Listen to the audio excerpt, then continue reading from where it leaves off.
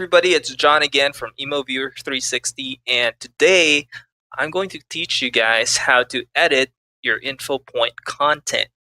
Now, in order to do this, the first thing that you guys would have to do is to click on the edit button on your dashboard. It's just right below your Start Live button. So it's a black button with a white edit label on it. So as soon as you click on the edit button, it should load you into the tour which you wish to edit. Now, as soon as you're inside the editor, all you guys got to do is just look for the info point you wish to edit, click on it, and the content box should appear on your screen. Now, by editing the content, what I mean by that is you can change the title, you can also change the text content, and you can also change the, say for example, if you've already uploaded a video or used the YouTube video for it, you can actually change it by just clicking on this trash icon right here, and it brings you back to this content box, which allows you to add an image, if you will. So in this case, let's try and add a photo. Let's try and find one. Let's try and add a really cool photo here.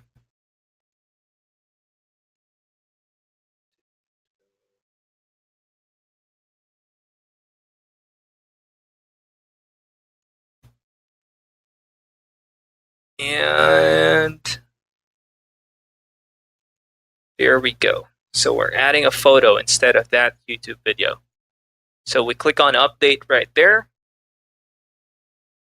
And there you have it.